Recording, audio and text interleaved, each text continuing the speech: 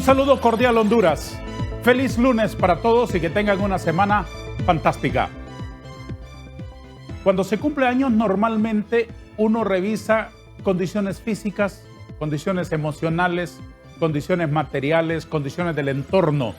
Va donde el médico, chequea más o menos cómo están todos los niveles, revisa lo que ha alcanzado en la vida en materia de metas y propósitos y también hace una visión en el horizonte.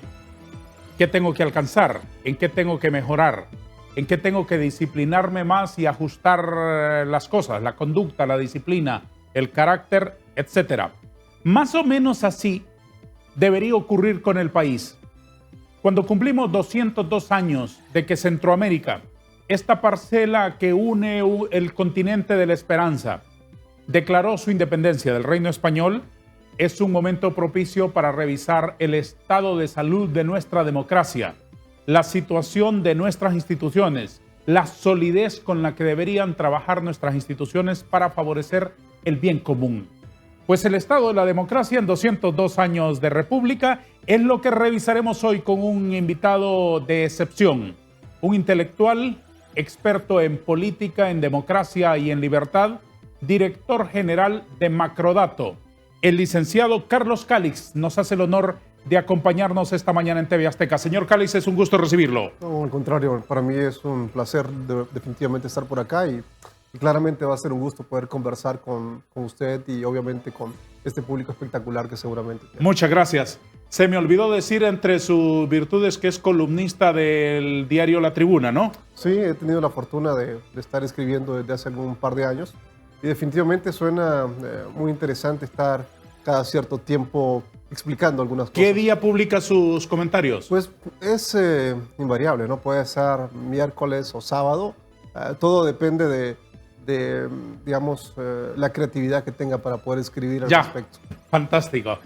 También nos acompaña en el foro don Luis Daniel León, también experto en democracia multipartidaria, a quien le agradezco que se tome un minuto, una hora de esta mañana para estar con nosotros. Señor León, es un placer recibirlo. Muy buenos días, licenciado Vanegas. Gusto acompañarle. Gracias por la invitación. Es un placer pues poder dialogar un momento con el pueblo hondureño. Viene usted con traje de embajador. Lo felicito por ese pedazo de diseño que se gasta hoy. Gracias, muy amable. Muchas gracias. Fantástico. Me muero de envidia. A ver, señores, ¿cómo está la democracia? Hemos cumplido 202 años de independencia. Si se ausculta la democracia en las instituciones, ¿cuál es el dictamen? ¿Cuál es el diagnóstico? Nos diríamos que es una democracia dividida, como dividido está el gobierno. Eso claramente genera un estancamiento y lo vemos claramente en cada uno de los indicadores que podamos revisar. Eso tiene un efecto fuerte cada 4 años y claramente un efecto de manera directa para la gente, ¿no? El común denominador. Esto nos hace retroceder en índice de libertad económica, en índice de democracia, en índice de calidad institucional. Y bueno, vemos en términos generales un fuerte deterioro, ¿no? En cuanto a democracia se refiere. Más allá de lo formal, señor León, ¿es esto una democracia? Mire, licenciado Darío, creo que es importante partir de la etimología de la palabra democracia. La democracia viene, o el término democracia viene de demos, que significa pueblo o sociedad, y cracias, que significa gobierno.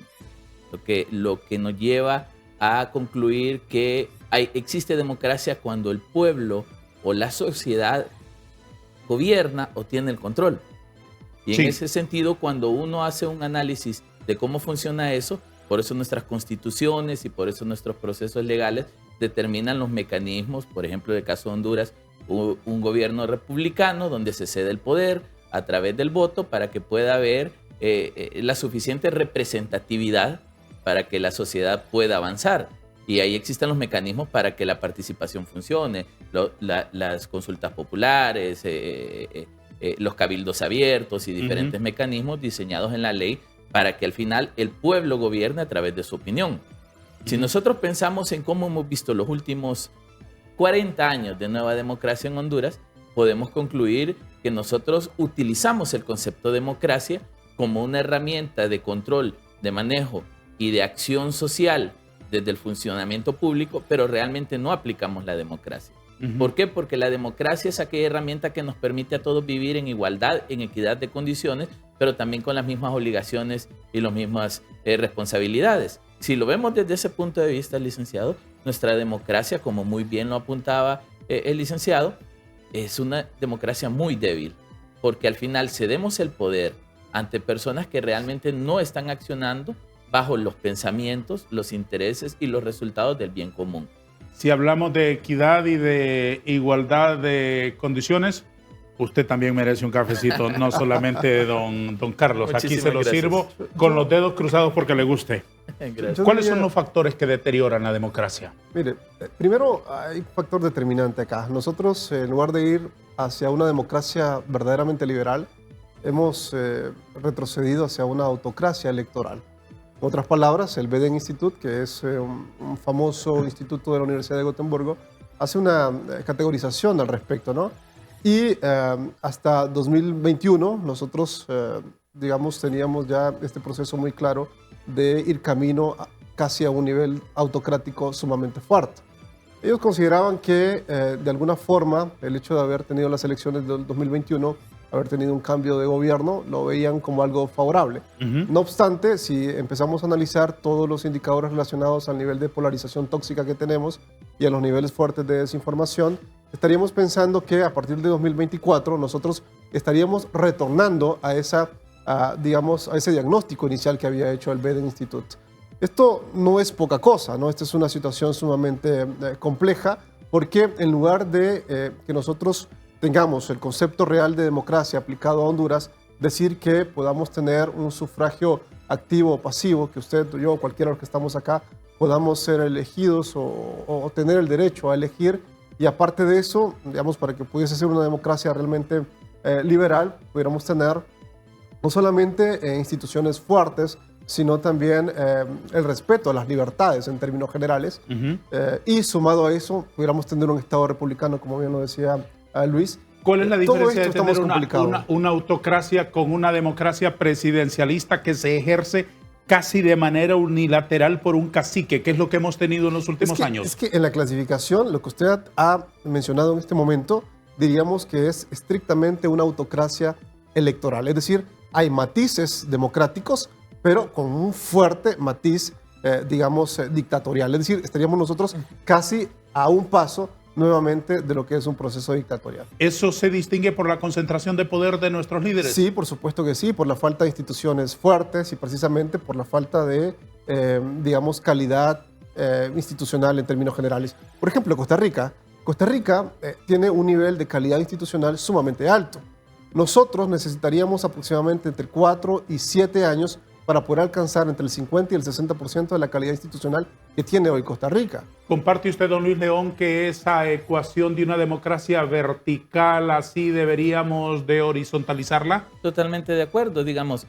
El problema que tenemos en Honduras es que hemos distorsionado el concepto de democracia y hemos llevado ese concepto a hacerle entender al pueblo que la democracia es ir a votar cada 4 años y que después de eso la democracia es solo un concepto de diálogo y de o que va a caminar sola. Los ciudadanos le dan la espalda. ¿Cree que con solo marcar el voto nos vemos dentro de 4 años ya terminado la...? Pero tiene que ver mucho también en cómo se nos ha formado cívica y socialmente, porque se nos ha venido implantando en el pensamiento que la democracia se fortalece cuando vamos y votamos. Y el mismo discurso del político es ese: hoy se fortaleció la democracia porque votamos. Y después de los 4 años nos queda ver para arriba a ver si alguien quiere tirar algo de la mesa. Entonces yo creo que estamos muy mal en términos de a qué le estamos apostando como concepto de democracia. Y yo en eso, licenciado Darío, es algo que he sido muy enfático en los últimos años. Nosotros debemos definir como sociedad a qué le llamamos democracia en Honduras. Comparto el análisis. Honduras se ha manejado bajo los conceptos democráticos con autocracias muy marcadas. Y digamos, el licenciado hablaba de instituciones sólidas. Yo agregaría otra cosa: independientes también. 3 poderes del Estado que no son contrapesos en los últimos años y que en la actualidad no lo son, sino que funcionan alrededor de un liderazgo único. Si no, Un ejemplo de lo que demuestra esto es la elección del fiscal general, ¿no? Ujú. Entonces creo que el problema que tenemos en este momento, o que venimos arrastrando, es la deformación de la democracia como tal, Ujú. utilizándola para intereses específicos. Y ante esas casi instintivas acciones de los presidentes, vamos a llamar las cosas por su nombre, de querer agregarle más poder al poder, de querer tener control no solo de su despacho ejecutivo, sino también del legislativo, del judicial, de todas las instituciones democráticas. ¿Hay alguna manera para que la democracia tenga sus propios mecanismos de defensa, de autodefensa? Sí, por supuesto. Reiteraba el tema de los indicadores relacionados a un verdadero camino hacia una calidad institucional fuerte. Hay múltiples indicadores que podrían medirse y que claramente podrían llevarnos a eso. Reitero, Costa Rica es un ejemplo muy claro, no quiero irme tan lejos. Ellos han alcanzado durante los últimos 50, 60 años un nivel bastante alto, al grado que en noviembre de este año, por ejemplo, ellos van a alcanzar, en cuanto a índice de libertad económica, para que veamos una relación de las dos cosas, Sí. un punto importantísimo en el mundo, porque van a optar a la posición número 21 en el mundo. Es decir, que en 4 años, si Costa Rica sigue haciendo las cosas tal cual, muy probablemente se va a posicionar en el lugar 16 o 17 en el mundo en cuanto a libertades económicas. ¿Qué significa eso? Tamaño de gobierno reducido, libertad para poder generar negocios y obviamente la calidad de la vida de las personas va a ser mucho mayor. ¿Y Honduras cómo está en esa evaluación? Complicado, muy mal, evidentemente. Nosotros el 8 de junio de este año hicimos un reporte oficial para el Fraser Institute y claramente hemos retrocedido en 4 de los 5 grandes elementos, ¿no? Eso no es poca cosa. Si bien es cierto, este año vamos a salir ubicados en el lugar 71, 72, comparado con los datos de 2021, muy probablemente para el año 2024, este reporte tan fuerte, ¿no?, que tiene un retroceso directo en cuanto a libertades económicas en Honduras, nos va a ubicar muy probablemente en la posición 78 o 81 en el mundo. ¿De qué patas cogíamos? Pues sobre todo de la que De va las en 4, contra. me va a decir. Fíjese que yo diría que sobre todo la que va en contra de las libertades en términos generales. Sí. En este país no se ha hecho, digamos, mención específica de la importancia del valor real de la libertad, Sí. ¿no? Entonces hemos venido perdiendo este valor porque claramente no se ha hecho mención de la significancia que tiene. Sí. Yo provengo, por ejemplo, de una ciudad que hace 100 años tenía claramente comprendido el concepto de libertad económica y de alguna manera los que somos hijos o nietos de aquellos que de alguna manera fueron influenciados por italoamericanos, por franceses, que desarrollaron la ciudad e hicieron que 11,000 salvadoreños viajaran hacia el norte del país a desarrollar todo el sector atlántico, pues de alguna manera quedamos con parte de esa historia y somos los que mantenemos parte de lo que es ese legado. Entonces yo quisiera también que eso se pudiera replicar para el resto de Honduras, porque lo vivimos específicamente en una ciudad como Puerto de la Ceiba. Vamos a interrumpir, lo lamento muchísimo, 2 minutos la conversación con estos 2 expertos que nos están alumbrando con sus meditaciones esta mañana. Regresaremos en instantes.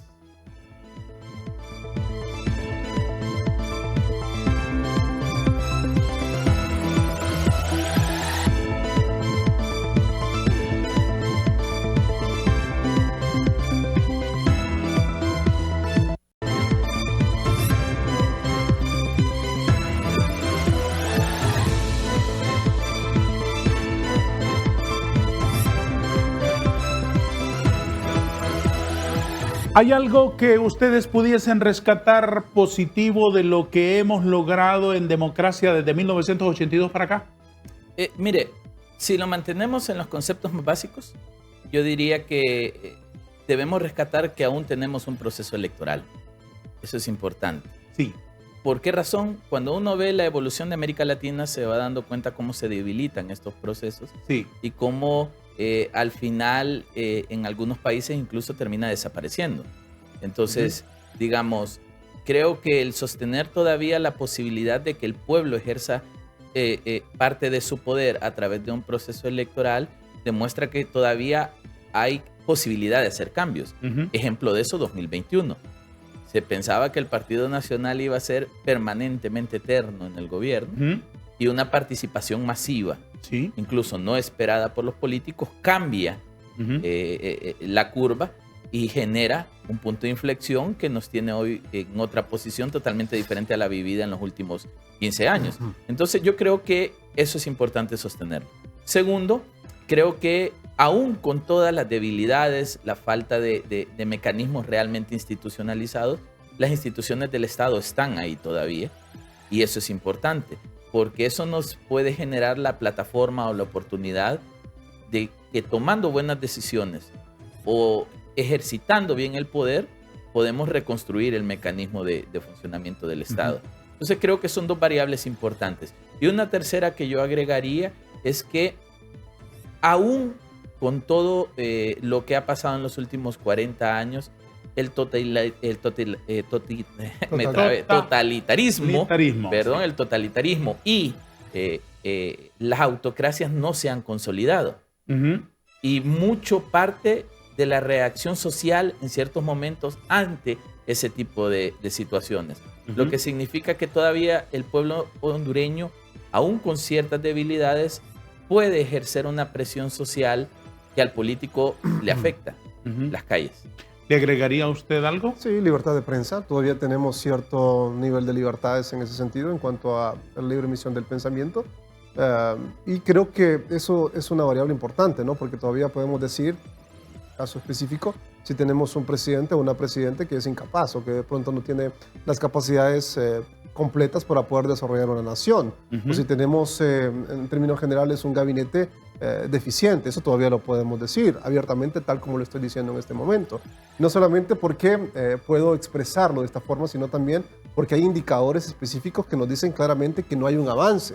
Y con esto podemos decirlo claramente. Mira, esto es la realidad que tenemos al día de hoy, con datos específicos. En el deterioro de nuestra democracia, ¿cuánto pesa la corrupción?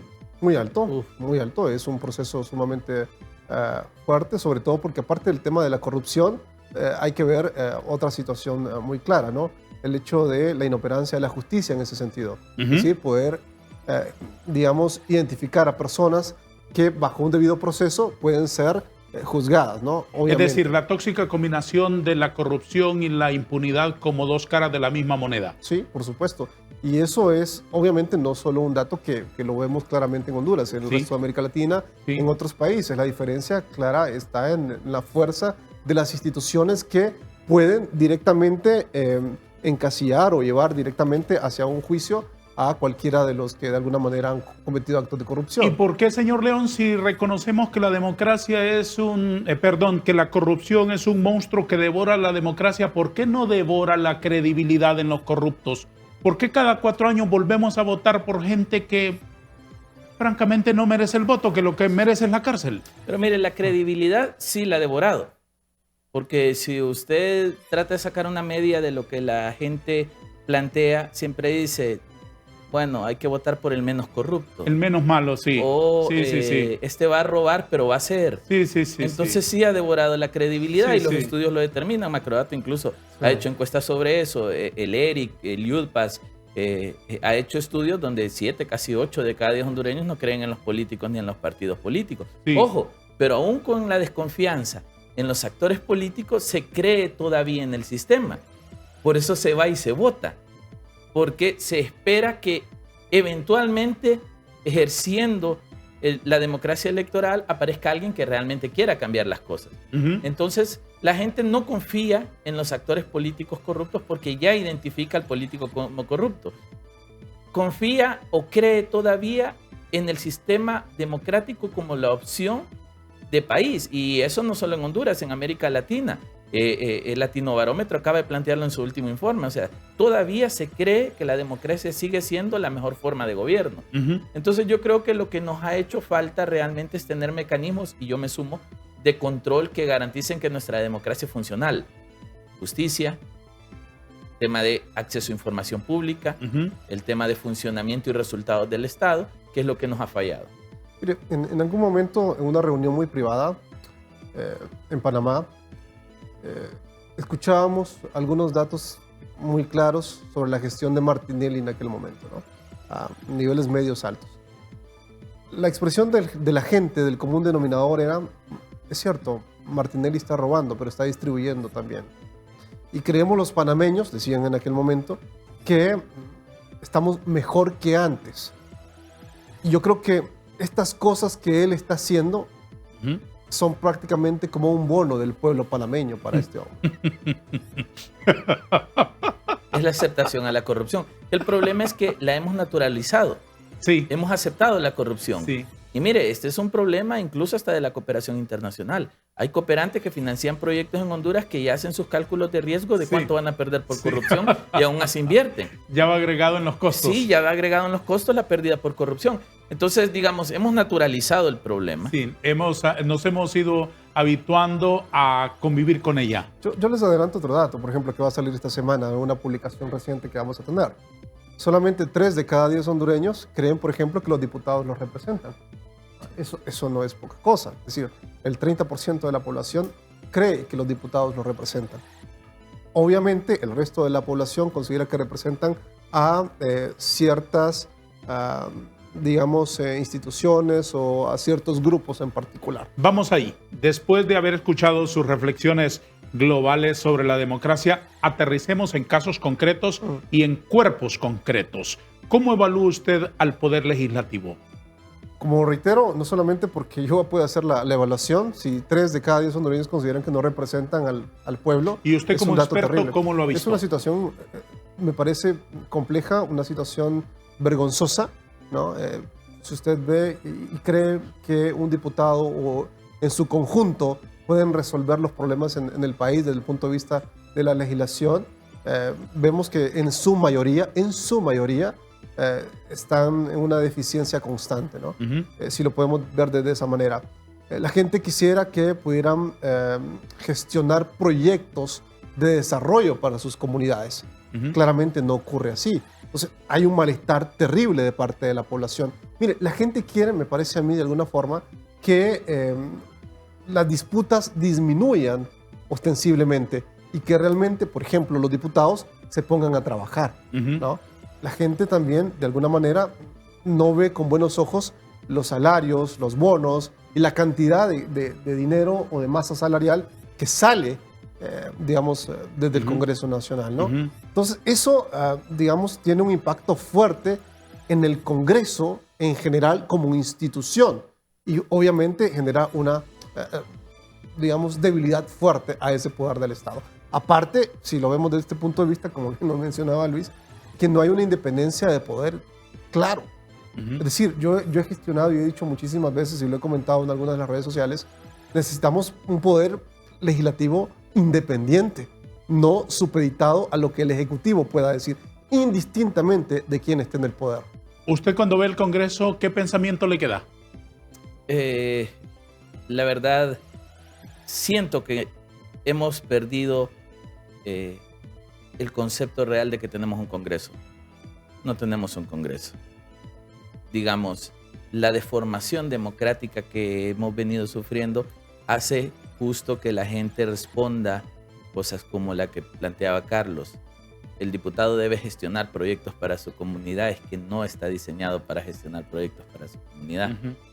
Entonces, hemos deformado tanto la institución que todo diputado o candidato a diputado espera llegar para poder obtener el fondo departamental, llevar proyectos a su comunidad. Regresar como Santa Claus al pueblo para renovar su... Para sostenerse nuevamente en el Congreso Nacional. Sí. Y entonces eso es parte de la pérdida de un Congreso Nacional. Yo he hecho muchas veces esta valoración. Honduras viene en un detrimento muy fuerte en la democracia en los últimos 20 años. Pero digamos...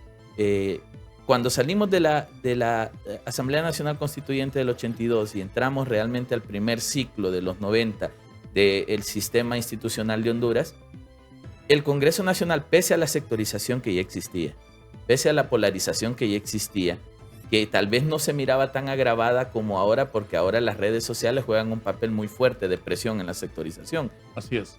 Los debates en el Congreso Nacional eran debates de altura. Yo veo los videos y digo, wow, aquí teníamos parlamentarios. Hoy lo que tenemos, y sin ánimo de ofender, es un circo muy montado en el Congreso Nacional de la República. Yo era de los que empecé este Congreso Nacional con muchas expectativas por cómo quedó distribuida la participación de los políticos ahí. Y después de 1 año y medio yo no pierdo tiempo en ver una sesión del Congreso Nacional. Y se lo voy a decir, yo era de los primeros que martes, miércoles estaba viendo el canal. ¿Por qué no se elige fiscal? Porque no están poniendo por delante ninguno, y le hablo de ninguno, los intereses de Honduras. Están poniendo sus intereses políticos, partidarios y grupales. ¿Usted qué interpreta sobre este lío interno que tiene el Parlamento hondureño? ¿Por qué no se elige el fiscal todavía? Porque hay muchos intereses. Mire, aquí claramente yo podría decir que una de las situaciones muy directas que se ha mencionado desde uno de los principales asesores de la presidenta es que se pretende una constituyente, ¿no? Y si vemos nosotros dos posibles escenarios que se puedan gestar para el próximo año, 2024, es si vamos a tener o no elecciones primarias o no. Y esto de alguna manera va ligado al tema del fiscal general. Porque si estamos pensando en la posibilidad de un continuismo por parte de este gobierno, si lo vemos de esta manera, tener a todas las instituciones arraigadas bajo un mismo, digamos, sentido, un mismo objetivo, facilita que en 2026 este proceso, del cual ya se ha mencionado, pueda obviamente tener un camino más claro, más directo.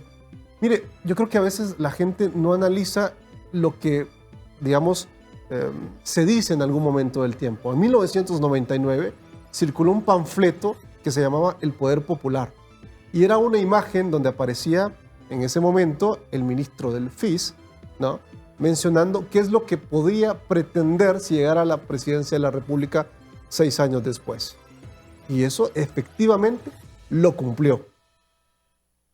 Como muy probablemente, si vemos el comportamiento y esos antecedentes, también se podrían cumplir, dada, obviamente, esta situación que he mencionado. Estamos a las puertas de la generación de más confusión, más caos para propiciar y que se nos ocurra a todos que la única solución es una Asamblea Nacional Constituyente. Es que mire, me lo responde después de una pausa, si le parece. Gusto, y luego, gusto. ¿qué es socialismo y qué es democracia? ¿Puede existir socialismo democrático?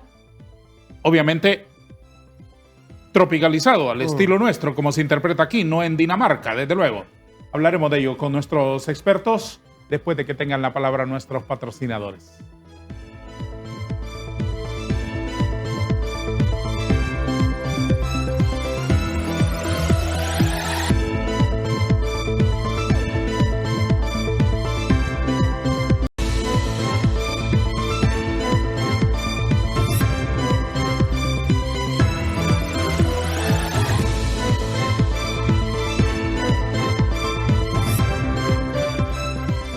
Así en 30 segundos, porque necesitamos hablar de otras cosas. ¿Qué valoraciones hace del Poder Ejecutivo y de su ejecutoria y de sus funciones en los últimos 18 o 19 meses? Bueno, deficiente. Me parece que en términos generales el Poder Ejecutivo y parte del gabinete no ha logrado, digamos, completar correctamente los objetivos que inicialmente tenía a nivel de indicadores, o por lo menos que verbalmente se dijo desde el día número 1. ¿Son incapaces, son abúlicos o es que las ataduras de la herencia que recibieron del gobierno cachureco están pesadas? Es que mire, yo en ese sentido, ese discurso que tanto se menciona y que yo esperaría que en 2026 quien llegue al poder no comience también con la misma torpeza de empezar a señalar al que está atrás, si tenemos todavía 2 años para ir adelante. Es decir, en este momento perfectamente se podría crear un gobierno en la sombra con 4 fantásticos en cada uno de los puestos, dándose cuenta de cuál es la realidad con la cual se va a encontrar en 2026. Esto mismo también se podía haber hecho perfectamente para quienes están señalando tanto el gobierno anterior. Es decir, si desde el día número 1 usted ya sabía cuál era la problemática que iba a encontrar, yo esperaría al menos 3 a 6 meses para hacer un diagnóstico, ¿no?, de la situación real que pudieron haber encontrado. Y a partir de eso, 12 meses después, de decir, en este momento del tiempo, empezar a ver resultados importantes. Y no es así. Entonces, a ver, si basado en una gestión de resultados o por resultados, los indicadores no son positivos, para mí claramente hay deficiencia en el accionar en este caso, del conjunto del Ejecutivo. ¿A usted, doctor León, el Ejecutivo también le queda en deuda? Sí, totalmente. O sea, hubo tiempo para prepararse. Cuando el actual partido en el poder aspiró al poder es porque ya sabía que las cosas estaban mal. No quieres quitarle el poder a quien hace las cosas bien. Por ende, ellos ya sabían todo lo que estaba pasando, lo sabemos todos. La estadística estaba, los números estaban, los presupuestos estaban, los actos de corrupción estaban. Entonces tuvieron 12 años para prepararse. La excusa de encontramos un país destruido y por eso no podemos reconstruirlo es inaceptable. Por ejemplo, si contratamos a alguien que nos arregle algo en la casa y diga no se lo puedo arreglar porque lo dejó malo el anterior.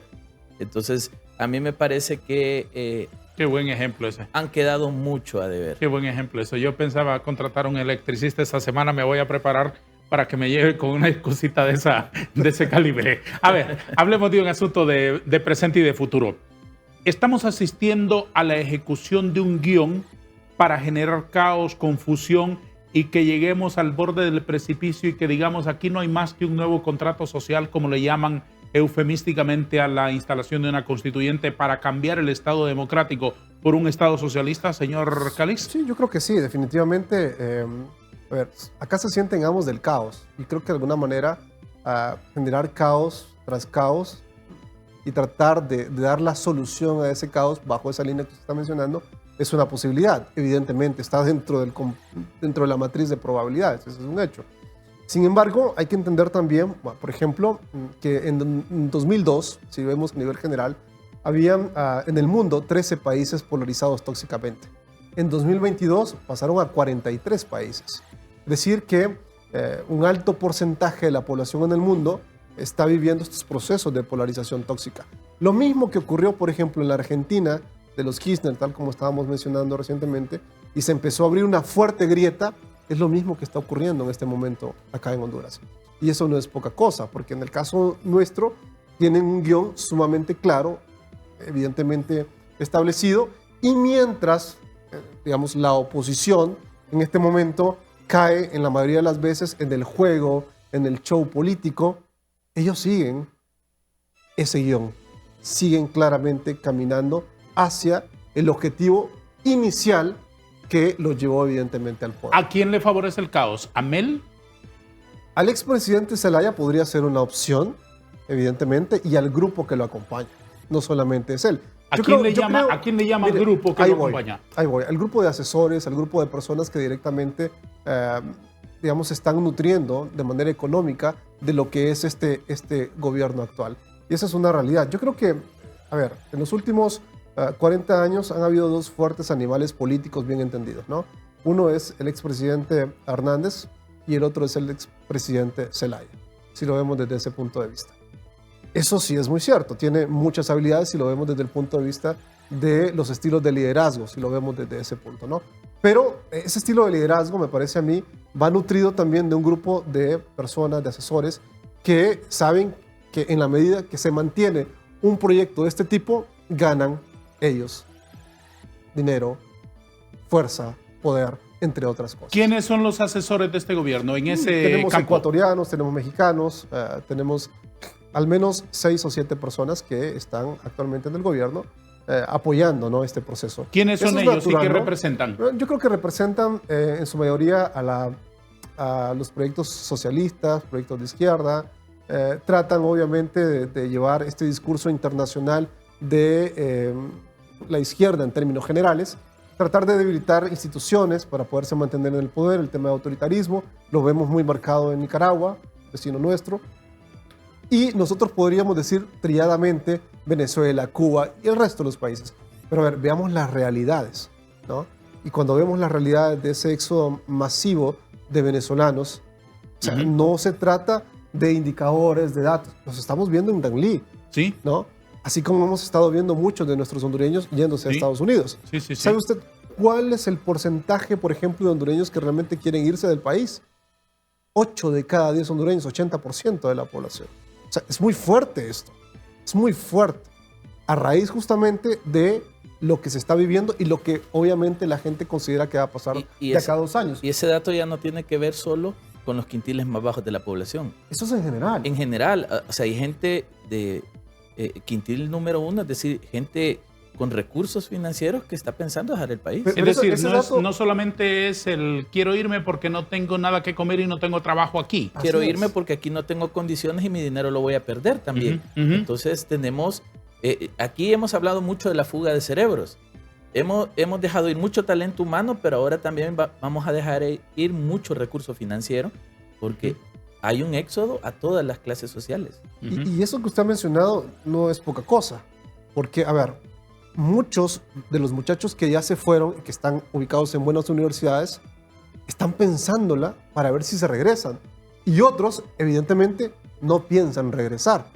Mientras las circunstancias, mientras la situación del país se mantenga en incertidumbre, Ujú. mientras los niveles de preocupación sigan siendo altísimos. Pero es que en el caso concreto, don Carlos, es absolutamente comprensible. Si un chico hondureño se va a una universidad en cualquier condición, en el esfuerzo de sus padres o becado o de alguna manera, y se va a una universidad del extranjero y se forma en el orden, en la disciplina, en la meritocracia, en valorar que el talento merece cierto reconocimiento y viene aquí y tiene que ir a sacar una recomendación de Carlón para que le den de vigilante en un hospital, o viene aquí y después de haber invertido miles y miles de dólares en su formación, aquí le van a ofrecer 6,000 empiras mensuales. Pero mire, es que el fenómeno, licenciado Darío, ha cambiado. Hace unos 20 años, 30 años, nosotros le pedíamos a nuestros padres que nos dieran la oportunidad de ir a estudiar al extranjero. Sí, Y los papás no lo dejaban ir a uno. sí, Decían, no, aquí vas a estudiar, yo no te voy a sacar de la casa. sí, sí, sí.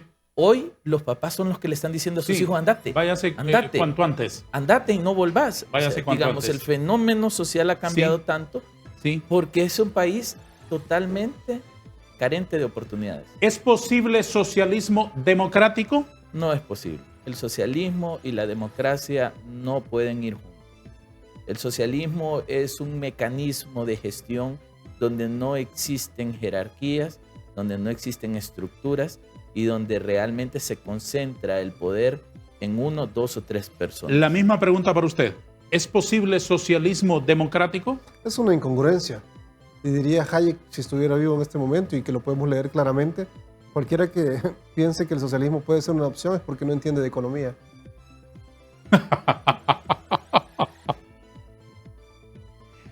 ¿Cómo debe interpretarse ese anuncio de doña Iris Xiomara Castro de Celaya que va por una consulta popular para que sea el poder del soberano?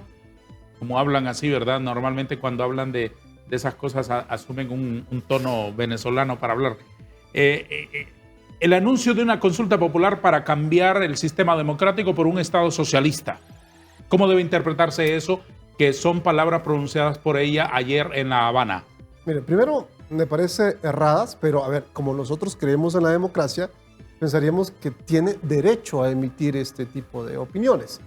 Pero a ver, como ella tiene derecho, Luis, usted y yo y toda la gente que nos está viendo también tenemos derecho.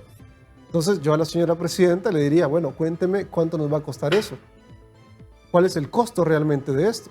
Pero aparte de eso, cuénteme cuál es el costo-beneficio de cambiar, desde el punto de vista de ustedes, el estilo actual que tenemos en cuanto a sistema de manera específica.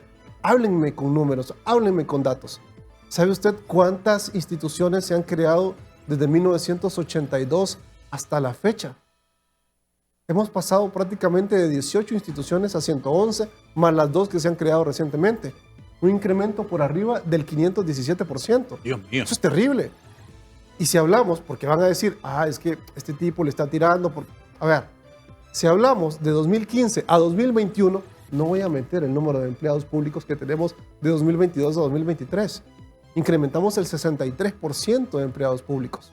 Una cosa impresionante. En un país ¿Cuándo? así, 63%. ¿A qué de periodo? 2015 a 2021, sin ingresar los datos no oficiales todavía del número de empleados públicos. De 22 y 23. 2023. Estamos Es decir, superando más de 300,000 a ver, empleados públicos. ¿Qué empresario, qué grupo de empresario va a estar pensando en, a ver, tengo que pagar tantos impuestos porque la realidad es que tengo que pagar ese montón de gente que está en el gobierno, en la mayoría de los casos, haciendo nada. Por supuesto. ¿Y usted, don Luis, qué valoraciones hace de ese anuncio de la presidenta Castro? El socialismo es un mecanismo de control económico y social. El socialismo sugiere que la empresa privada debe desaparecer, ser muy mínima o aceptar las condiciones y que el gobierno debe ejecutar la acción económica. Por eso el mecanismo de ser el gran empleador, ser el gran proveedor, no dejar un libre mercado que funcione y que dé resultados económicos, que para bien o para mal a los países desarrollados sí les funciona. No sé por qué no nos puede funcionar a nosotros. Tal vez porque lo administramos mal también. Tal vez hemos administrado mal el sistema que tenemos en este momento. Pero hacer un anuncio de una consulta popular, yo empecé hablando del poder social y la democracia. Fue lo primero que dije. Hasta ahí estamos en el marco democrático. ¿Qué se busca utilizar o obtener, mejor dicho? Con la bandera democrática es lo que deberíamos preguntarnos. ¿Qué se quiere de una Asamblea Nacional Constituyente? Que la ley actual, que la Constitución actual, que las leyes secundarias no sirven y necesita, porque le hicieron corruptos y narcotraficantes y necesitamos una ley conforme a lo que nosotros pensamos. Eso es tropicalización del control que yo quiero hacer. Entonces, digamos, yo creo que Honduras debería pasar más por un proceso de reajuste de su sistema al cambio de un sistema de manera tan abrupta, teniendo en cuenta factores incluidos en el proceso o en la ecuación. Nivel académico, un promedio de 5º grado en Honduras. No estamos listos para hacer un cambio de un sistema tan abruptamente. Segundo, la cultura de país. Hemos venido sufriendo en el último año y medio un intento de cambio cultural. Se nos cambió la bandera, se nos cambió el escudo, se nos cambió el himno, se nos están cambiando cosas, tratando de ver hasta dónde el patriotismo del ciudadano tolera cambios. Eso es una estrategia de marketing del socialismo. Entonces están probando hasta dónde nos molesta que nos cambien la letra del himno, y si nos molesta, por este no es el camino, por otro. Porque una acción de este tipo, don Darío, requiere un gran respaldo popular. Y ahí sí es donde siento que hay una duda por parte de ellos, porque no están seguros cuánta gente lo respalda en este momento. Anuncios y promociones. Les aseguro que es la última vez que interrumpo la plática. Y si quieren más café, me avisan, porque en este momento puedo ir a aprovechar los 2 minutos para irles a conseguir. Gracias. Una pausa nada más.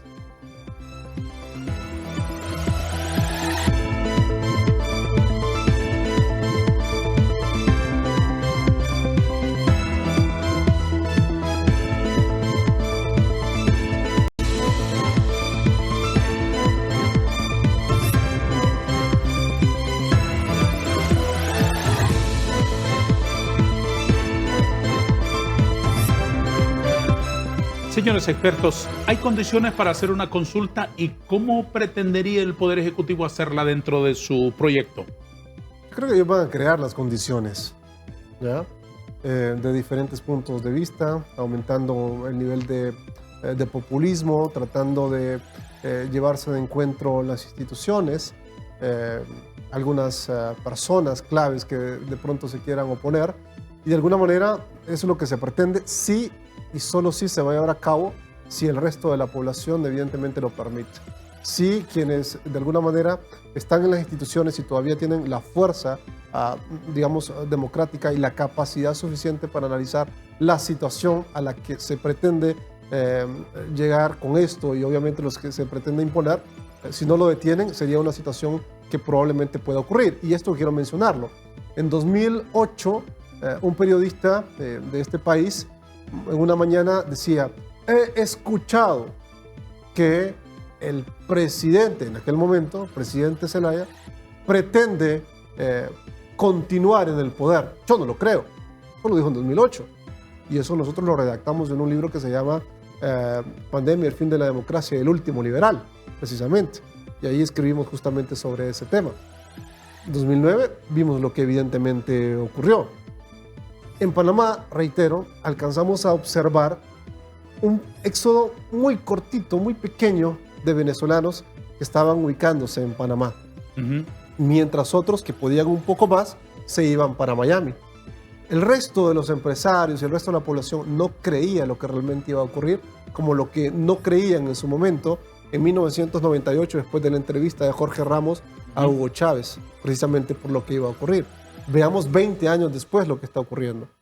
Y, a ver, aquí tenemos antecedentes claros de situaciones que probablemente podrían ocurrir. Yo no digo que exactamente eso es lo que va a pasar, pero a ver, vemos comportamientos. Y no es la historia la que se repite, son los comportamientos. Para realizar una consulta popular, deben pasar por el Congreso y buscar ahí la mayoría calificada para aprobarlo. Es muy difícil, si no se elige fiscal, conseguir una mayoría calificada para una consulta. ¿Cuál entonces sería el camino?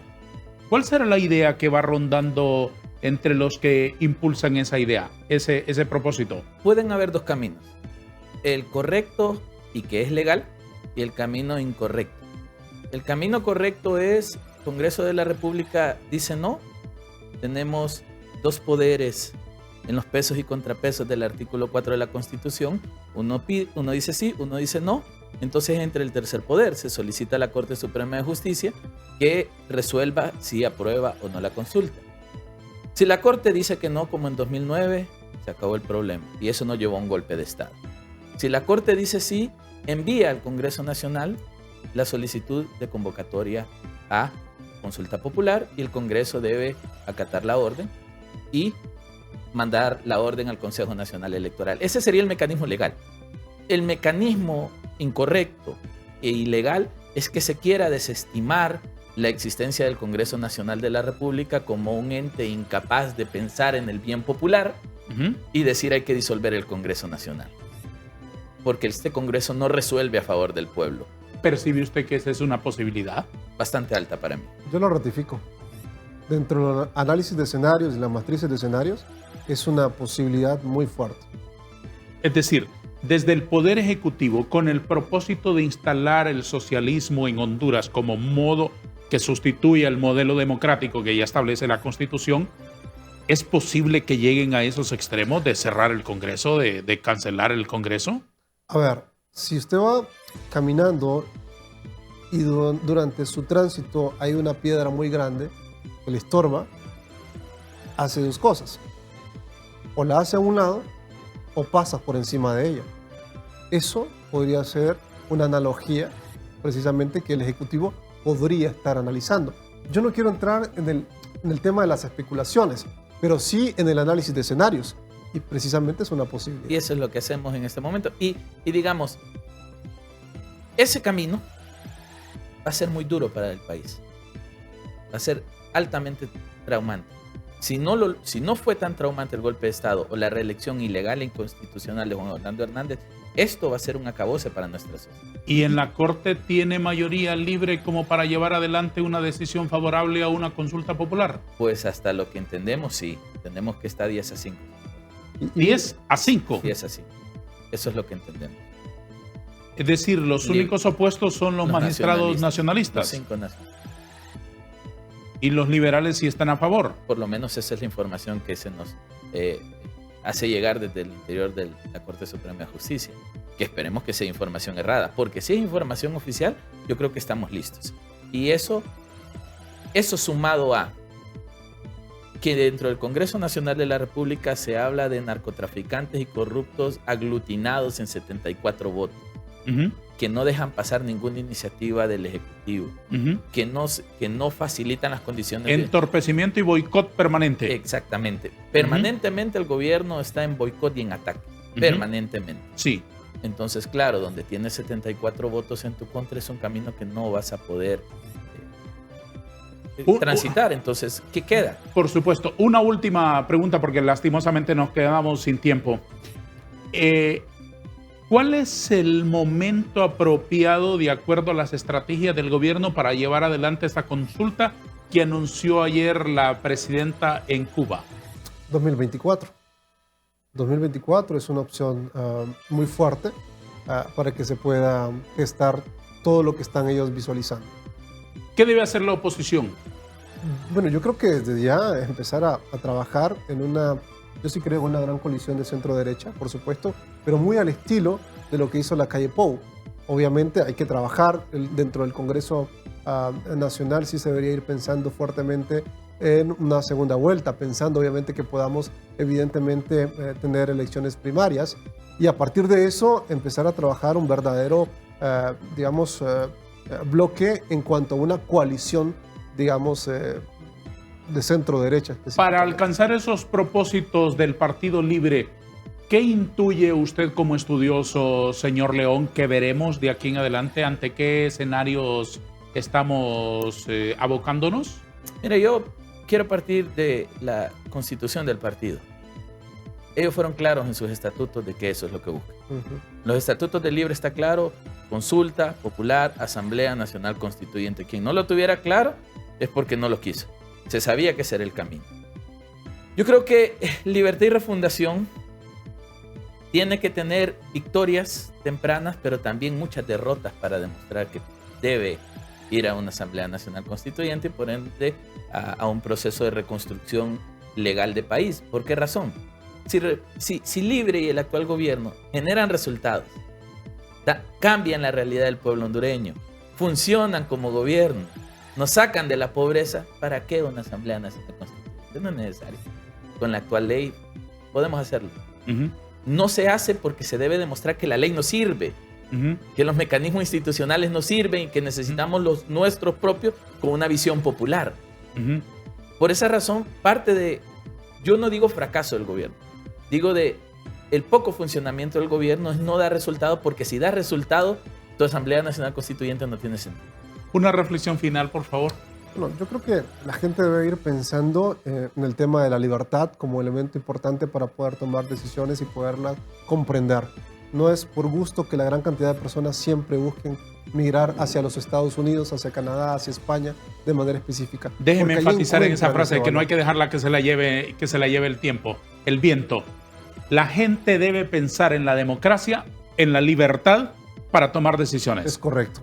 Eso me parece sumamente importante y considero que quienes escriben, quienes están en los medios de comunicación, que realmente creen en los valores verdaderos de la libertad, empiecen obviamente a tener mayor fuerza, mayor eco, para que la gente también lo pueda comprender. Señores, les agradezco muchísimo su presencia con nosotros. Les espero pronto, cuando tengan tiempito, cuando se les antoje una taza de café y una buena conversación.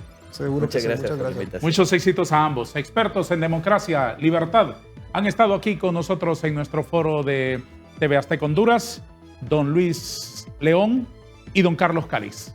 A ustedes también, muchas gracias por acompañarnos. Adiós.